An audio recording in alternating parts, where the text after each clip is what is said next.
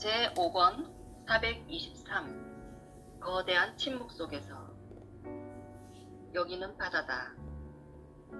여기서 우리는 도시를 믿을 수 있다. 바로 지금도 도시의 종은 아베 마리아를 시끄럽게 울리고 있지만 그것은 낮과 밤의 십자로의 저 엄침하고 어리석은 그러나 달콤한 소음이다. 그러나 단지 순간뿐이다. 지금은 모든 것이 침묵한다. 바다는 창백하게 빛을 바라며 누워있다. 그것은 말할 수 없다. 하늘은 빨강, 노랑, 초록 등의 색으로 자신의 영원한 황홀력에 무언가를 연출한다. 그것은 말할 수 없다. 가장 고독한 장소를 발견하기 위해서인 것처럼 바닷속으로 뛰어드는 작은 절벽과 바위들 모두 말할 수 없다. 돌발적으로 우리를 엄습하는 이러한 거대한 침묵은 아름답고 소름 끼치는 것이다. 내 가슴은 충만하게 된다. 오, 이 무언의 아름다움의 위선이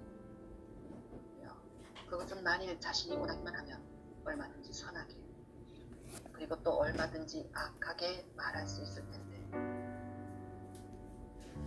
그것의 묶인 혀와 얼굴에 나타난 봄미나는 행복은 그대의 공감을 비웃기 위한 소소수다.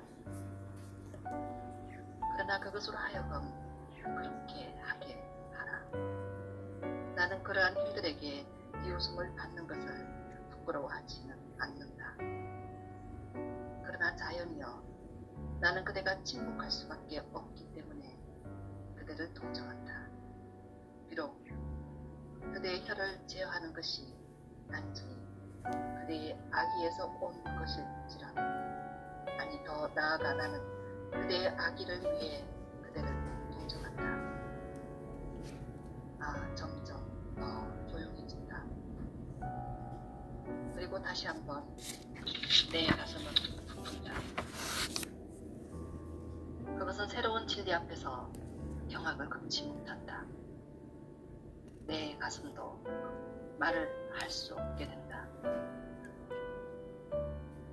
이미 이 아름다움 속에서 무엇인가를 외칠 때 내 가슴은 함께 비웃고 스스로 침묵의 달콤한 아기를 절린다. 말하는 것뿐 아니라 사유하는 것이 내게는 가증스러운 것이 된다. 나는 모든 말의 배후에서 오류와 상상, 광기가 웃는 것을 듣지 않는가? 나는 나의 동정을 조소해서는 안 되는가? 나는 나의 조소를 조소해서는 안 되는가? 오 바다여, 오 저녁이여, 그대들은 나쁜 교사들이다. 그대들은 인간에게 인간이기를 거칠 것을 가르친다. 인간이 그 자신을 그대들에게 바쳐야 하는가? 인간이 그대들 자신이 지금 그런 것처럼 창백하고 빛을 발하며 말이 없고 그대하며 자기 자신 위에서 쉬어야 하는가? 자기 자신을 넘어서 숭고해져야 하는가? 진리는 존재하는가? 지금까지 오류는 위안을 주는 힘이었다. 그런데 사람들은 인식된 진리에서 동일한 효과를 기대하며 그것을 이미 오래전부터 기다리고 있다. 진리가 바로 이것, 즉 위안을 주는 것을 할 수 없다면 어떻게 되는가? 도대체 이것이 진리에 대한 이의일까? 진리는 괴로워하고 위축되어 있고 병든 인간의 상태와 어떤 점에서 공통점을 갖기에 그들에게 유용해야만 하는 것일까? 그러나 어떤 식물이 병든 인간의 치유에 아무것도 기여하지 못한다 하더라도 그것이 식물의 진리에 대한 반증은 아니다. 그러나 예전에 인간은 자신을 자연의 목적이라고 너무나 확신했기 때문에 인간의 건강에 도움이 되거나 인간에게 유익하지 않은 그 어떤 것도 인식을 통해 발견될 수 없다고 가정했으며, 나아가 별 생각 없이 인간의 건강에 도움이 되거나 인간에게 유익한 것 이외의 것들은 존재할 수도 없고 존재해서도 안 된다고 가정했을 정도였다. 아마도 이 모든 것에서 다음과 같은 명제가 따라 나올 것이다. 즉, 전체적인 것, 연관된 것으로서 진리는 오직 강력하면서도 순진하고 기쁘고 평화로운 흔들, 아리스토텔레스의 혼이 그랬던 것처럼 흔들에만 존재한다. 혼들. 또한 이와 마찬가지로 이러한 혼들만이 진리를 추구할 수 있다.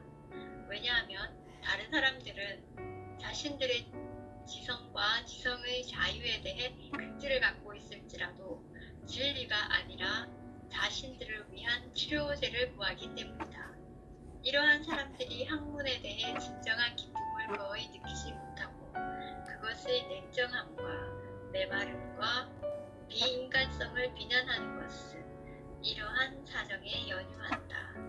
바로 이것이 건강한 자들의 유희에 대해 병든 자들이 내리는 판단이다. 그리스의 신들 역시 위로하는 법을 몰랐다. 그리고 마침내 그리스인들 역시 모두 함께 병들게 되었는데 그것이 바로 그러한 신들이 몰락하게 된 원인이었다. 425.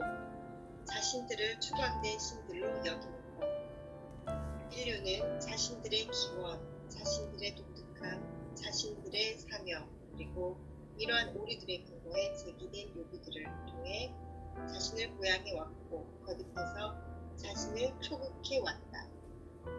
그러나 동일한 오류들을 통해 이루다 말할 수 없을 정도로 많은 고통, 서로에 대한 박해, 헐뜯음, 오해, 그리고 개개인이 느끼는 훨씬 더 많은 비참함이 이 세상에 들어오게 되었다.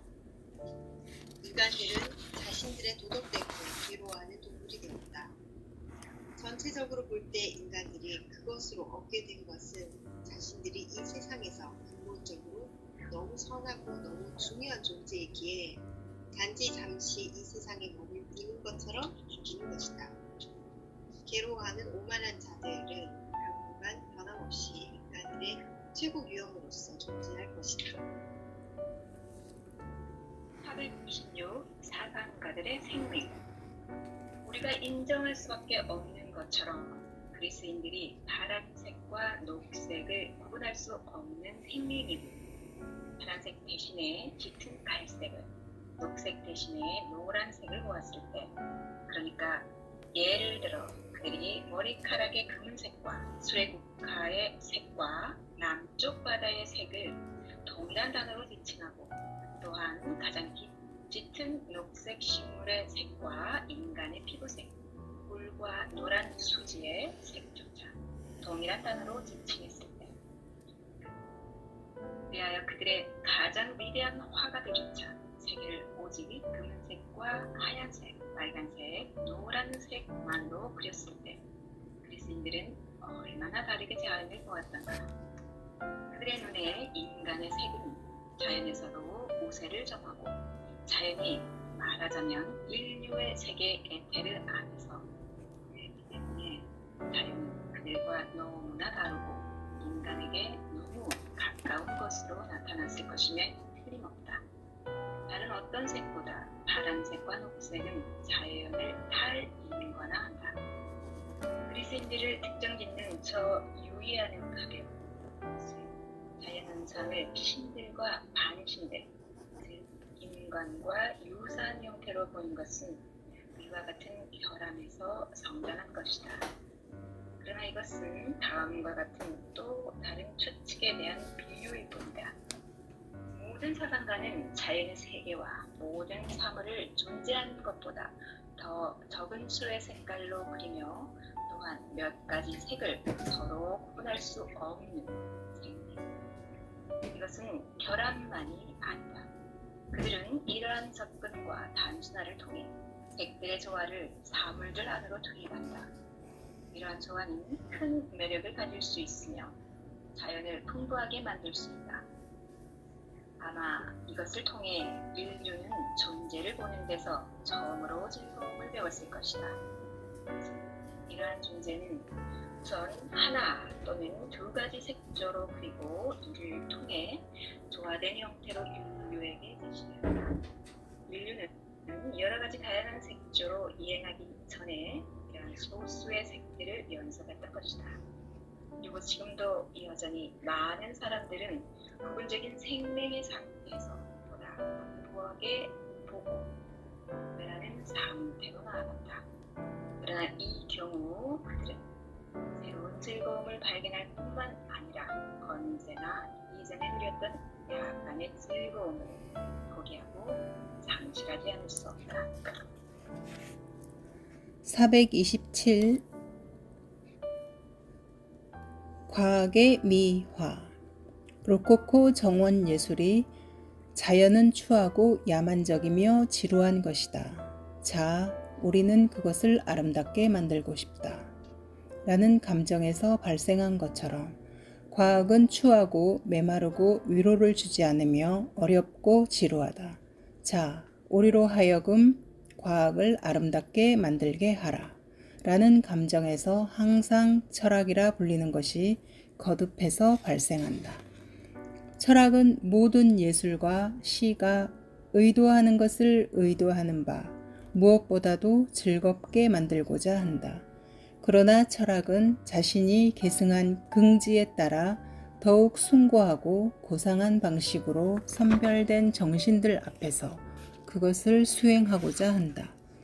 이러한 정신들을 위해 정원 예술을 제공하는 것. 그것의 주요 매력은 저보다 통속적인 정원 예술과 마찬가지로 눈을 기만하는 것이다.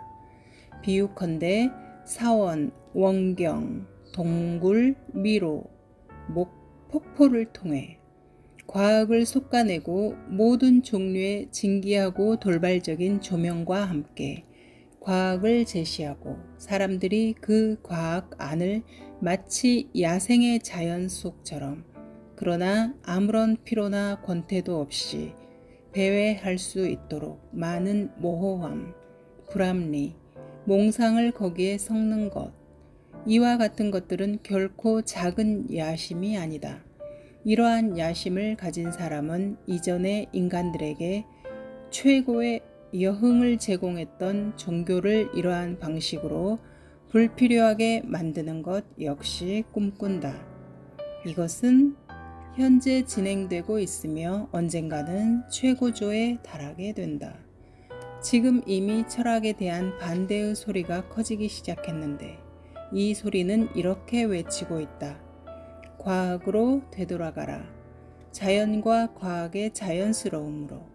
아마 이와 함께 마치 우리가 루소 이후 높은 산맥과 사막의 아름다움에 대한 감각을 처음으로 발견한 것처럼 과학의 야생적이고 추한 부분에서 가장 강력한 아름다움을 발견할 시대가 시작될 것이다.